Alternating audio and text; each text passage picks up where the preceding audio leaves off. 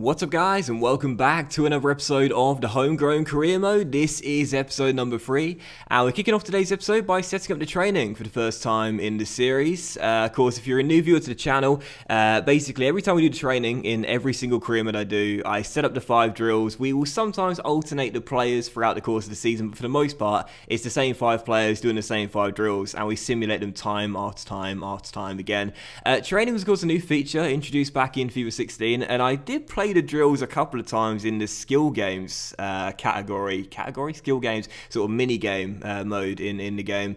But in terms of playing the drills in a career mode, I'm not going to bother because it's just time consuming really, and I probably get better results by simulating regardless. But the 5 players that got selected were 3 actually, 3 for the 5 drills. Archie Cook got 3 drills, just so we can get him to 60 quickly, so I can check his potential. Ward-Prowse got 1, and of course Josh Jackson got 1 as well. And speaking of Josh Jackson, that last game against Burnley in the last episode, how unlucky, hitting the crossbar right to death, almost winning us the game and giving us a winning start. But of course the last game was the 1-1 draw, and heading into the first game of today's episode, the second game of the season, it's our first away game of the Premier League campaign as we travel to Goodison Park to take on Everton, of course now under stewardship of Marco Silva. So Morgan Schneiderlin, our first signing of the window, would return to Goodison Park, and of course one of the players we're looking to sign either in January or at the start of next season, Theo Walcott, would line up against us in this game.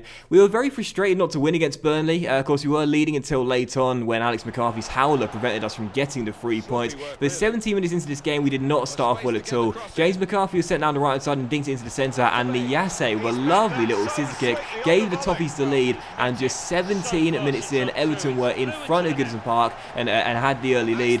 It was a terrible pass with me to begin with, gave the ball away, and eventually the chip ball into McCarthy found Niasse. And I mean, I don't think he needed to put that much flair on the scissor kick there. He got him behind the back line, but regardless, looked very, very nice there. And Everton went in front and made it 1-0. But in the first half, it was all Everton really. 25 minutes in, had a good chance to make it 2-0. Once again, Niasse, the danger man, playing it through, but Sigurdsson even, was denied by an amazing save by Alex McCarthy. What a stop there, as it was still 1-0. But the first half just dominated by the host. We could just not get the ball clear in this first half. It was all Everton, and once Sigurdsson found space here, his shot was blocked. I tried to clear it with Lallana. You might have seen in the bottom right there, the power bar did fill up. I tried to clear it, but for some reason there was a delay. He didn't release the ball, and after the tackle was made, it fell to Richarlison, and the former Watford man, linking up with his former boss at Watford, now Everton, made it 2-0 and gave the Toffees the 2-goal advantage. Lallana here, it was embarrassing to watch it back on the replay. I knew I did try and clear it, but I don't know, maybe I just didn't press it quick enough or whatever, but Lallana just ran into his man, and Richarlison said cheers for that one, Adam, and made it 2-0. Regardless, the first half was all Everton. We just could not defend in this half at all. And of course, with the alterations to our team heading into the first season, we know we've only got 3 proper centre-backs here in Jack Stephens and Morgan Schneiderlin and Alfie Jones. And I say proper, Alfie Cook and Alfie Jones, and Archie Cook and Alfie Jones even. And of course, Morgan Schneiderlin is not a centre-back. We're playing him centre-back just to fill in there as a ball-playing defender, and I think this game sort of like just showed me clearly that we don't have the quality and numbers in our back line at the moment. Clearly not in a centre-back role, because we were just getting absolutely destroyed in our back 4. We just couldn't cope. Our only chance of the game fell there, 64 minutes in, a free kick. James Ward-Prowse, normally quite good from set pieces, but that goes to show you I've not been a set-piece wizard since like FIFA 12. It's been a long time since I've been able to score prolifically from free kicks. Awful attempt there, smashed it way wide of the post, and late on in the games, Everton were coasting to a 2-0 victory. They got their 3rd goal, and we mentioned in pre-game, Theo Walcott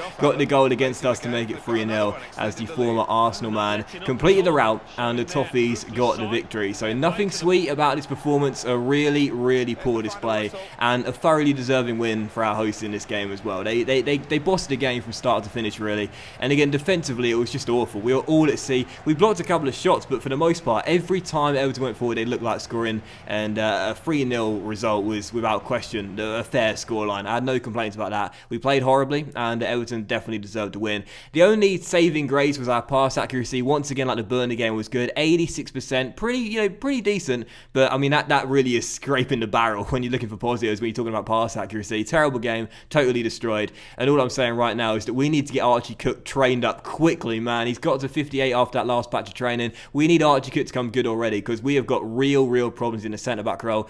when Jack Stevens, 74 rated, is our best, it's a concern. It's a big concern. But heading to the second game, after we rejected a bid there for Jack Stevens, funnily enough, we would take on Leicester City here at St Mary's. So back home, delighted with that after our loss at Goodison Park, where Manolo Gabbiadini we returned to St Mary's as well. Of course, after we sold him in the summer transfer window. We did once again line up in 4-4-2. We did make a couple of changes to our lineup though. Andrew Sermon came in for the captain's play in midfield, ahead of Stephen Davis. And also young Sam Gallagher got a start in this game as well, playing up top as part of our top two. Because I like this kid. I like this kid a lot. I watched him a few years ago, and he went out on loan to MK Dons as well. He's certainly got something in regards to height and strength. If he can be a clinical finisher, he could be a decent little third option for us this season. We got to a terrible start though, 8 minutes in, just like against Everton, a really poor beginning. Ibai Gomez with the finish as the Foxes took a very early lead and celebrated in front of the travelling fans. I jockeyed with Ryan Bertrand here and just gave him a little bit of space, and once he found it, he smashed it past McCarthy into the back of the net.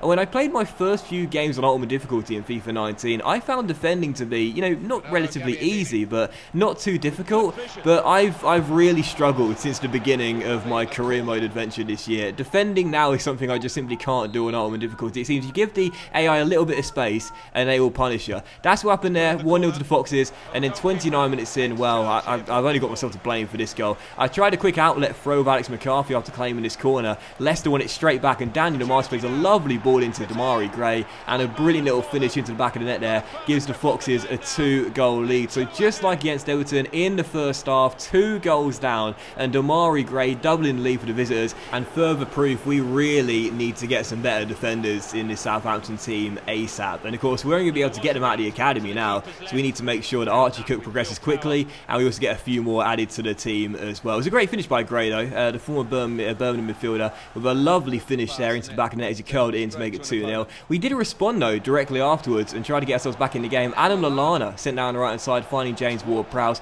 Ward-Prowse turns Ben Chilwell, finds space to cross, good ball to the centre, and headed by Sermon off the post and cleared away as it was still 2-0. The Foxes did play better. They took the chances they got in the first half, but some encouraging signs there, and we began the second half off quite well as well. 51 minutes in, a failed corner fell to Sermon once again, who went for goal, this time just wide the postman's effort from just outside the area as we still trailed by 2. We were growing in confidence in this game, and 11 minutes later, another good chance fell on the break here as James Ward-Prowse won it back and played it through to Danny Ings. Ings on loan from Liverpool, a nice little ball roll, found Andrew Sermon, and Sermon with a great through ball found Sam Gallagher. The young striker with his chance robbed Harry Maguire after losing it momentarily. Ings found James Ward-Prowse, and a great finish by JWP into the back of the net put us back in the game and a half deficit. No less than we deserved as well. Really good finish there, and imagine doing this celebration when you've only just half the deficit with 25 minutes to go. It's a bit too casual, I think, but the captain for the day, James Ward-Prowse, for a brilliant finish there after Ings played him through, and a great strike into the far corner, and no chance for the Dane, Kasper Schmeichel. So 2-1, we were growing in confidence, we were starting to feel good, and I was starting to think maybe, just maybe, we could rally back from 2 goals down and claim a point in this game. But with 10 minutes to go, once again the defensive woes were plain to see. Morgan Schneiderlin upends Ibai Gomez in the area,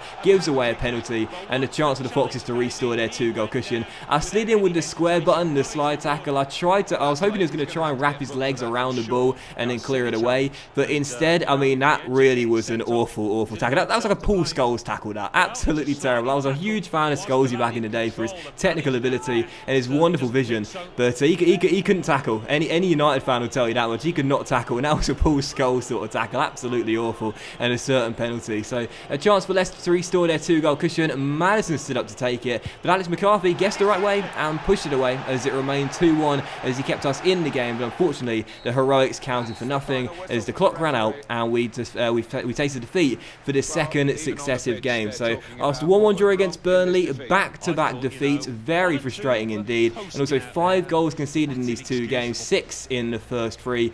It's a bit of a concern, no doubt about it, and just 1 point picked up from 9, a really poor beginning, and ultimate difficulty is no joke. I got to tell you that right now. When When I talked about the difficulty this year for FIFA Career Mode, ultimate difficulty being put into Career Mode, I was so happy with it because I really felt as though we needed this. The offline players need the ultimate difficulty because Legendary at times could be a little bit too easy, but ultimate difficulty is very challenging indeed, and I'm really liking the challenge as well. 1 point from our first 9 possible. It's a slow start, and we certainly need to pick it up in our next league game. But following that, some more training. Cook is now 59 overall. He can't hit 60 quicker as far as I'm concerned, and also a bit from that target there. Manchester United wanted to take our left back, but we said no. Of course, we've got Bertrand still, and also McQueen as well, but I still want to keep Target here as a decent young prospect, and of course was out on loan at Fulham last year, did very, very well. And for our third and final game of today's episode, we needed a distraction after no wins in our first 3 Premier League games, and we got it by the way of a visit of League One Gillingham in the Carabao Cup second round. Exactly what we needed. Really poor beginning to the Premier League campaign. Desperately needed a cup game to turn our attention away from what has been a horrendous start in the Premier League. So taking on Gillingham, again, a League One side here at St Mary's. I rotated my entire team for the game and played a fully weakened side because the EFL Cup is always my lowest priority in English career mode. And the first chance fell to the visitors in this game, sensing blood early after a really, really poor beginning to the season. They felt as though they could inflict more misery on us. They had the first chance there. Good save by Angus Gunn as he turned that shot behind for a corner. But from that corner, Eves beat Cook in the air, making his debut, and Gillingham took I was going to say a shock lead here at St Mary's. But based on our start to the season, it was to be expected really. A cup set was on the cards here at St Mary's. Gillingham felt that, and they took the lead 7 minutes in from a corner. And once again, defensively, this is the woe for us. Our backline is going to ship so many goals this season. 2 players got up for the header for Southampton, including Cook at 6'3", but they both missed the ball. They both lose out to number 9, and Tom Eves gives Gillingham the lead, and the League One side, well, let's just say, just 8 minutes in, I'm pretty sure some Southampton fans were probably already heading for the exit door. So 1-0 to Gillingham, but right from kickoff, they would have come straight back up the stairs after leaving the terraces because we went back on level terms right from kickoff, got ourselves through, and Danny Ings, who's been our man to start the season off right now, makes it 1-1 and puts us back on level terms, on loan from Liverpool, trained in the nation, and right now looking like our most crucial player in a Saints jersey, his second of the season. Lovely quick 1-2 with Nathan Dyer after we dragged the defender out, and a crisp finish by Ings as well. And I said earlier, this is a fully rotated side. Of course, we still had Ings and Austin up top together, and it was Ings with a finish there to make it 1-1. So back on level terms, we really woke up after that early goal that Gillingham scored here and tried to get ourselves in front for the first time in the game. Charlie Austin finding Matt Target down the left-hand side. Good chance to cross, whipped it into the centre, and once again it was Danny Ings causing the problems, going for goal, but heading this ball into the middle just wide the post and behind for a goal kick. So Ings looking like our most dangerous player in the first half, getting us back on level terms and almost making it 2-1 there in the first half, where we dominated possession but didn't create that many chances other than that goal and that header off target. But in the second half, 3 minutes after the restart, we really upped the tempo and looked for more chances, and we got them very early. Ings playing a good through ball across and eventually found Davis, the captain, who went for goal but just couldn't hit the target as he put it wide the post and behind for a corner after a mini deflection. Davis took the corner, whipped it into the centre, and Nathan Dyer headed the ball just wide the post as it was still 1-1. But the start of the second half was really encouraging though, and another chance fell here just before the hour mark. Danny Ings on the ball with a nice little step over, running the back line, found a bit of space to go for goal and whipped one just wide the post as it was still 1-1. But in the 88th minute, well, how about this? Gillingham had a chance to win the game. They quickly launched a counter-attack, a lovely through ball, found Parker running through 1-on-1. We couldn't catch up. Angus Gunn came out, and what a save that was by Angus Gunn to deny Parker from stealing the show and giving Gillingham the win. So 1-1 the final score. Gunn sends us to a penalty shootout, where the fans were absolutely furious after being held to a draw after 90 minutes against the lower league side. So taking them on the shootout, we had to make sure we would progress from 12 yards and make it through to the next round. However, just like in normal time and in the games against Everton and Leicester, we got off to a terrible start. Charlie Austin was denied as it was still 0-0 and we blew our first spot kick. However, Angus Gunn, who provided the heroics to send us into the shootout, made a good save there to keep it deadlocked and still 0-0. Nathan Dyer took our second penalty and smashed it in off the inside of the post to make it 1-0 and give us the lead, as Wilkinson would then stand up next for Gillingham. Long run up by the number 10 as Angus Gunn was awaiting it, and Angus Gunn once again provided the heroics, beated it away and kept the score at 1-0. Ings would take our next one and our third of the shootout, and Danny Ings right now is looking like the man we can rely on, smashes it into the back of the net